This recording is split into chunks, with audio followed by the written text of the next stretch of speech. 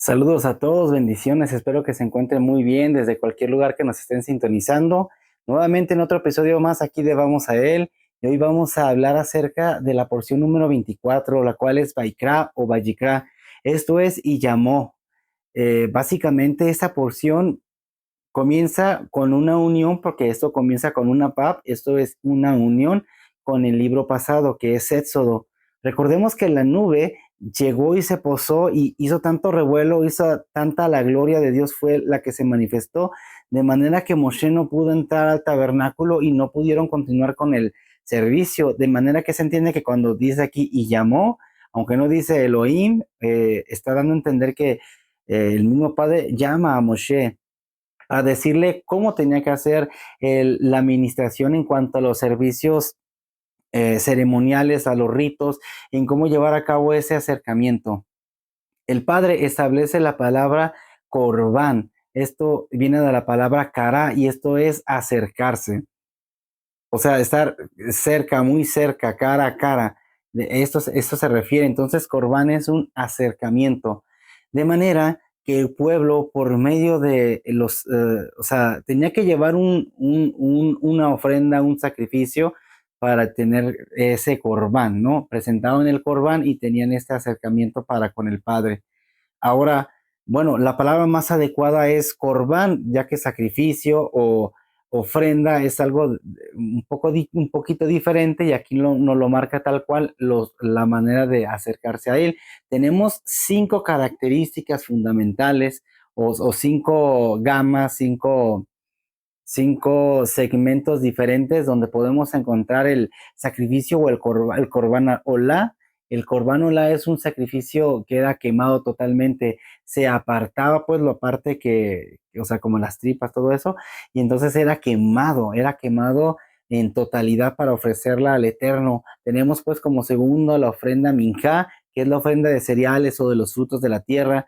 Podías llevar avena, centeno, trigo, podrías llevar vegetales, podrías llevar cualquier cosa que fuera del fruto de la tierra, es una ofrenda de gratitud.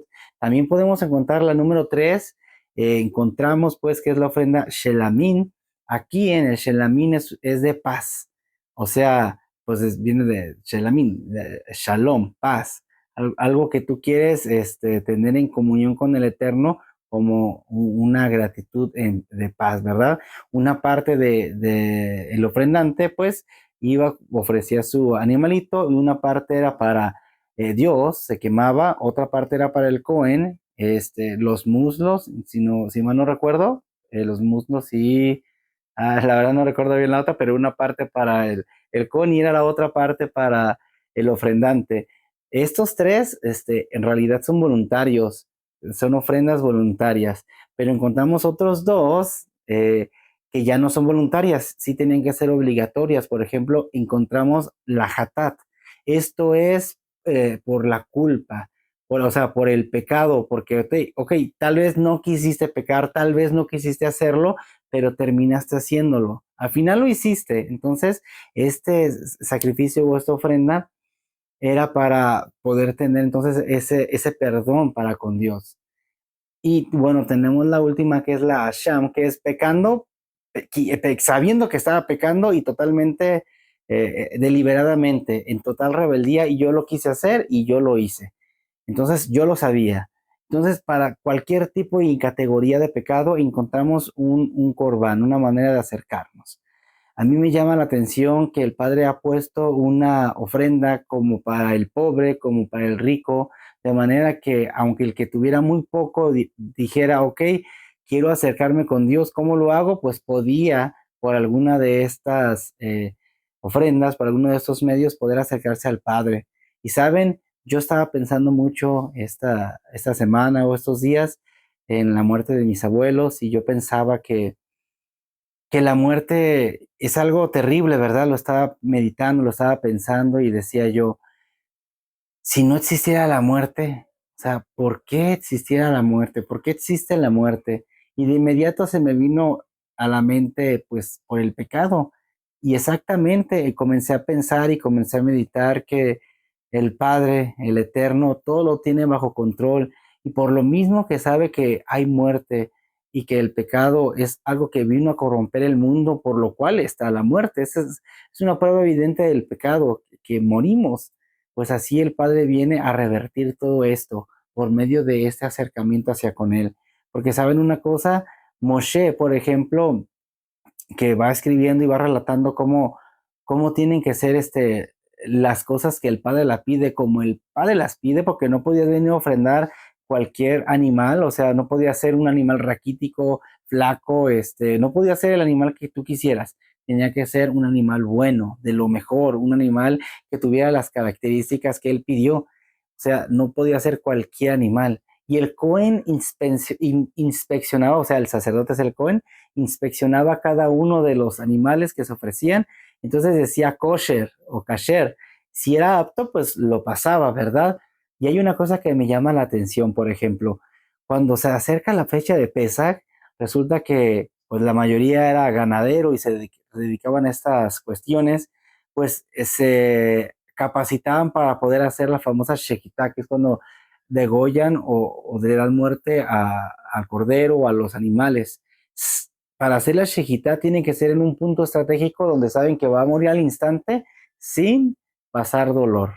Entonces, es algo muy interesante que tenían que saber hacerlo, porque cuando llega Pesach y tienen que sacrificar al cordero, pues también las familias pues sacrificaban y preparaban también a su cordero, ¿verdad?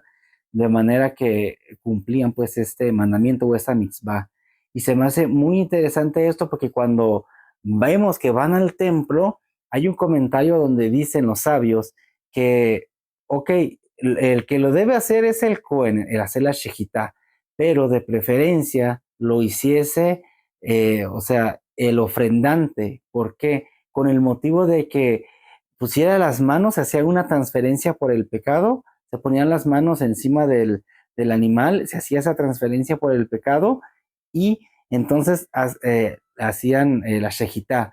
Pero si lo hacía el ofrendante entonces tenía esa participación y claro que le dolía, porque es muy interesante que en esta porción justamente es donde comienzan los niños a estudiar la Torah. No comienzan en Génesis, no comienzan en Éxodo, comienzan en Baikra o Vayikra. ¿Por qué? Porque dicen los sabios que aquí es donde comienza todo, porque hay un secreto en las letras hebreas. Hablábamos hace un momento que la letra Vav es una letra de unión cuando dice y llamó, Baikra, ¿verdad? Entonces está hablando, por ejemplo, hay una Aleph grande y hay una Aleph pequeña, donde denota que es algo importante este texto. Y los sabios han interpretado que esto se debe a que de aquí en adelante parte el asunto del aprendizaje. Y bueno, como sabemos, a los niños bueno, en el judaísmo se les suele relacionar la miel, o sea, se le ponen una tabla o así, es como se les enseñaba en la antigüedad, les daban una tabla con miel a los niños a probar y les decían que la palabra de Dios, la Torah, es más dulce que la miel. Luego ya lo vemos, por ejemplo, en textos como el de Sansón, que ahí empieza a ser un acertijo y todo, ¿no? Pero es interesante que ellos comienzan con una porción que para nosotros no alcanzamos a entender en totalidad porque venimos de contextos totalmente diferentes, tal vez el cristianismo, tal vez catolicismo, tal vez de donde sea que vengamos en el contexto.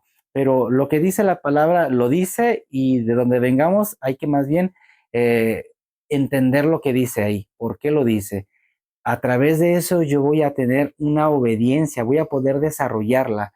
Así que, saben, es una oportunidad donde podemos encontrar ese acercamiento para con Dios, porque cada uno de nosotros peca de una o de otra manera. Y también no se vale que si mi pecado es, digamos, interno, yo ande juzgando a aquel que sí se le ve el pecado, aquel tal vez que toma, aquel que tal vez hace lo que sea, que se ve, no me da tampoco el derecho de hacerlo, porque todos a final de cuentas somos transgresores. Y de hecho la palabra pecado es lo que significa transgresión de la ley en totalidad, transgresión de la ley. No preguntas si lo quisiste hacer o no, pero lo transgrediste. Y el pecado, ¿qué trae? Trae la muerte. Entonces yo estaba meditando mucho acerca de esto y el Padre me hacía entender que ese pecado es algo tan grave que ameritamos la muerte. Y a lo mejor no lo entendemos de esa manera porque hemos hallado gracia o el Padre nos ha dado de su gracia y esto no ha permitido que su vida nos consuma porque nos ha dado tiempo para poder arrepentirnos. Así que si escuchamos la voz de Dios, es muy importante que atendamos a ese llamado y no endurezcamos nuestra cerviz, no nos ensoberbezcamos. ¿Por qué? Porque todos estos sacrificios eran con motivo de tener un corazón limpio. O sea, no era llevar mi sacrificio y ya la hice, ya la armé. No, no, no. O sea, era de verdad me compugí y yo voy a dar un sacrificio. Vemos, por ejemplo, en Salmo 51 cómo David se arrepiente de haber hecho, pues empezó con un pecado de fornicación, pero terminó en muerte, engaño, hubo muchas cosas que transgredió. Sin embargo, al final dice, híjole, borra mis rebeliones, o sea, esta maldad, quítamela, o sea, está buscando el perdón, o sea, se arrepiente hasta lo sumo y hasta dice, o sea, tú no pides sacrificio o sea, yo daría ese sacrificio, pero tú no lo pides. Si lo pidieras, yo lo daría, porque recordemos que hay pecados de muerte y pecados que no son de muerte. Nos explica Pablo un poco acerca de esto. Los pecados de muerte, por ejemplo, está hablando que quien no guarde Shabbat, empieza a decir, ahí en la porción lo que hemos estudiado, pues amerita la muerte. Por ejemplo, la fornicación, pues amerita ser cortado del pueblo o dependiendo pues los jueces pueden también caer en muerte. Y hay varios pecados que empiezan aquí a ser detallados y a decir, este amerita un sacrificio, este amerita ser cortado, este amerita separarse, este amerita esto y este amerita la muerte. O sea, ellos ya lo determinarán cada uno según la sabiduría que el Padre les dé, ¿verdad? Pero aquí la palabra nos enseña que bueno, ahora sí que Yeshua ha vencido a la muerte y a través de ese sacrificio, entonces nos enseña que también nosotros tenemos que acercarnos porque Él ya ha pagado el precio. Pero pensar que un animal inocente, o sea, imagínense a un niño que va comenzando a escuchar esta porción y decir, ah, caray, o sea que mi ovejita Panchita, si yo peco, o mi ovejito Panchito, o sea, si yo peco, estas ovejitas que yo tengo van a tener que morir por mi culpa. O sea, imagínense, o sea, si un animal que no tiene nada que ver, inocente, con el cual juego, con el cual hago esto y aquello, tiene que morir, pues cómo entonces se ponía en la posición del niño. Entonces, así también nosotros tendríamos que tener ese recibimiento de la palabra del Eterno. Su palabra dice que el que no tenga el corazón de un niño, pues no va a poder entrar en el reino de Dios. Tenemos que ser inteligentes, ágiles, pero en el corazón debemos ser sencillos.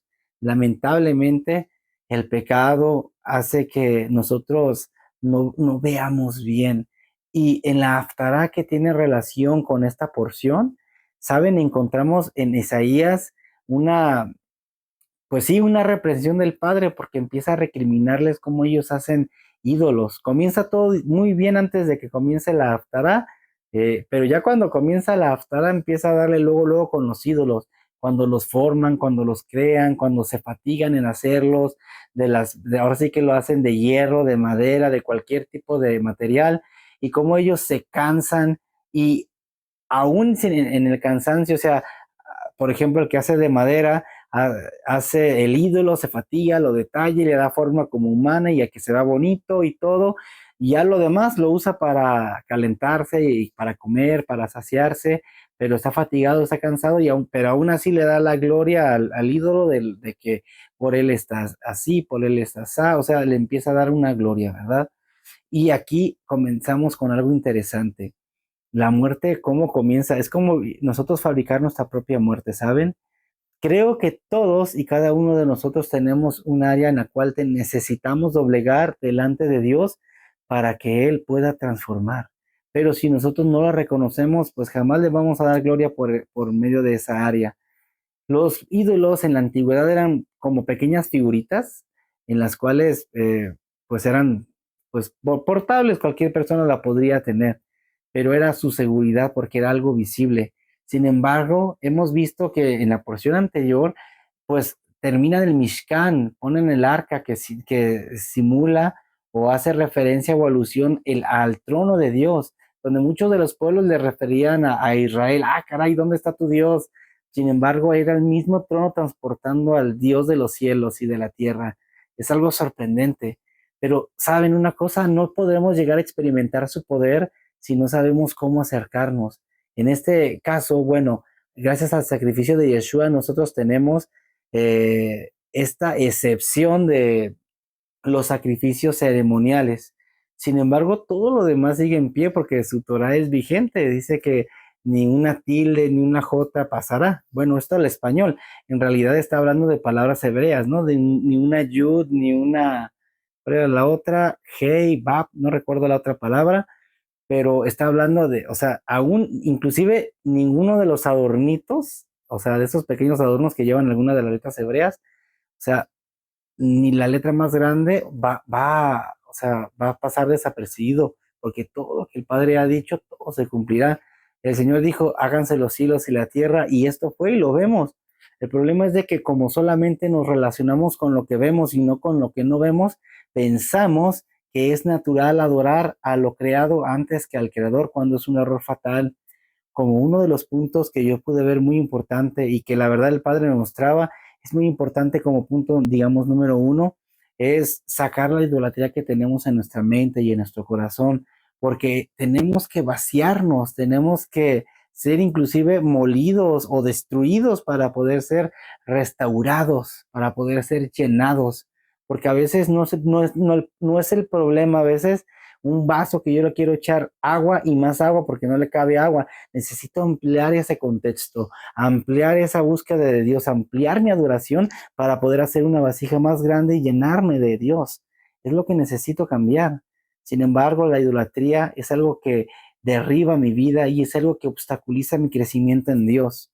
Encontramos, por ejemplo, que el Padre ha mandado a profetas, ha mandado a su propio hijo él mismo materializado, y sin embargo, ¿cómo hemos pagado a ese llamado? ¿Cómo hemos pagado a ese regalo que el Padre nos ha dado?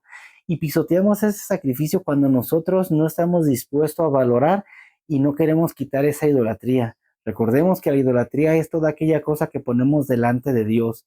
Y cuando nos volvemos frívolos, indiferentes, nosotros ya no estamos experimentando la espiritualidad, estamos más bien en una carnalidad. En la haftará pasada compartía cómo es que podemos vencer esa carnalidad, porque a veces puede que estemos durmiendo hasta con el enemigo, y no es la esposa, no es el esposo, es nuestra misma carnalidad, la manera de pensar que me domina, porque de lo que yo me lleno es lo que yo voy a sacar.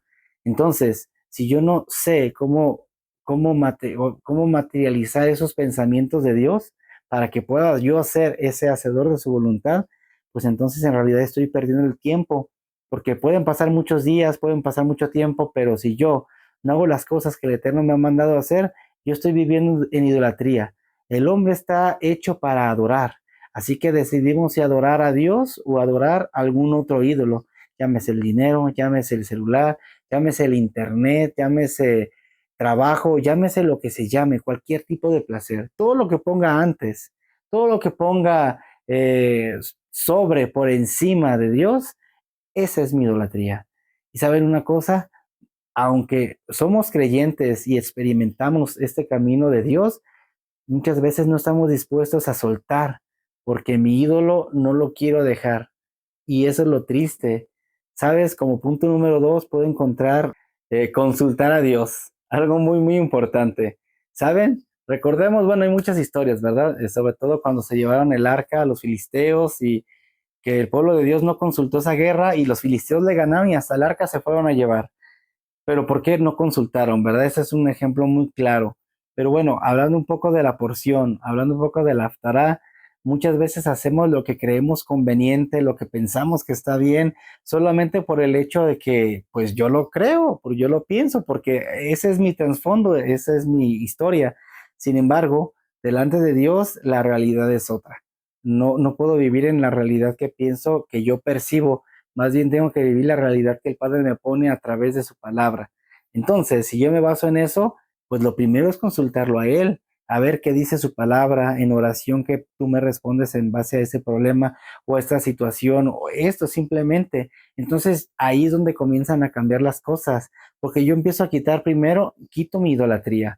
Segundo, ya consulta a Dios porque temo de hacer algo que le desagrade. Entonces, vamos a pasar al punto número 3. Este es, doy gratitud, doy gracias. Y aquí también puede ser una ofrenda de gratitud. Cuando entonces yo empiezo a hacer este proceso del caminar en Él, yo me voy apartando de la maldad, de la injusticia, de los sobornos, de la avaricia, voy dando pasos de obediencia, de sacrificio y de santidad, porque aquí estamos viendo sacrificios que se ofrecían. Sin embargo, a- o sea, no hay nada que hagamos que no requiera sacrificio. Levantarse temprano y trabajar 8, 10, 12 horas, 15 horas, no sé cuántas trabajen al día, ya es un sacrificio. Entonces, sacrificar, ahora sí que mi vida para Dios es muy diferente. Sacrificio lleva en sí la palabra muerte. Entonces, cuando yo ya quiero ofrendar a Dios, ya es algo muy diferente. Saben, yo meditaba en esto, estos días ha sido de meditación, meditaba en esto de que cuando yo siento que algo me cuesta trabajo, pues esa área no la he sometido a Dios, pero Dios me decía esta parte, a ver, tú me diste tu vida, yo te digo a ti, o sea, tú le has dado tu vida al Padre, tú le has dado tu vida a Dios, porque Dios a mí me decía esto, o sea, a ver, si me la has dado, ¿qué es lo que haces cuando regalas algo? O sea, ya te despojas de ello, lo diste, la otra persona sabrá si lo guarda, lo tira, lo usa, lo que haga ya es su asunto. Cuando nosotros venimos y damos nuestra vida a Dios, es decir, Señor, te la ofrezco, te la doy, pues Él como dueño no es justo que haga lo que quiera con la vida de nosotros.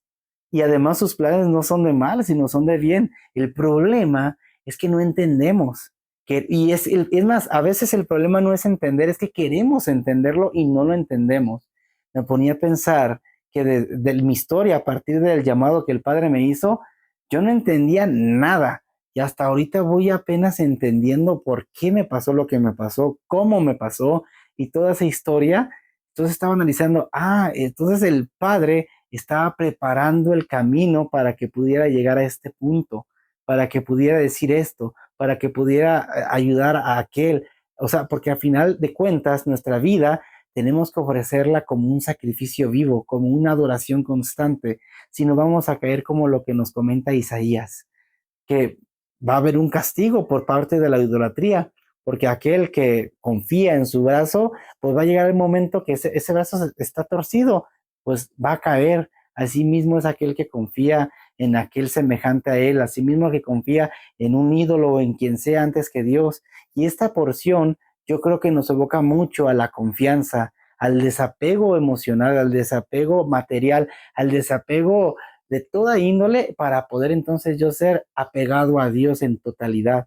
Y nos enseña que es necesario desprendernos y muchas veces de nuestro tiempo, de nuestros recursos, inclusive de nuestra carnalidad para poder ofrecer todo a Dios, sí o sí, y no ofrecerlo como que, ay Señor, ten, ahí te va y ya, y algo sobornable. No, no, no, no, ofrecerlo de manera de decir, yo de mi corazón busco hacerlo con todo mi ser. Y así como el fuego del altar tenía que estar constantemente fluyendo, así nuestra vida constantemente se va a estar renovando en el Señor y va a subir como un olor fragante. La ofrenda minjá tenía que tener un aceite para que cuando se quemara oliera bien. Y así es nuestra vida cuando venimos al Padre y le ofrecemos quitándonos toda esa impureza, porque el fuego va purificando. Y así nosotros como esa ofrenda somos quemados todos los días y tenemos que saborear ese dolor. ¿Por qué?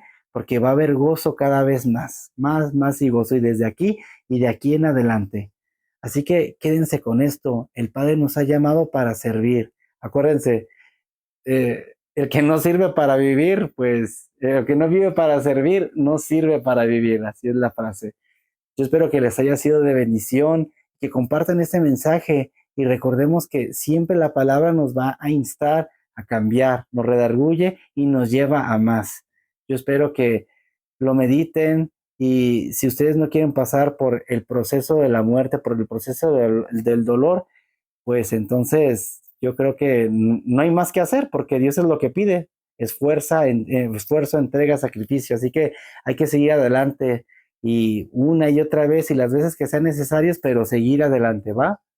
Bueno, hasta luego, bendiciones.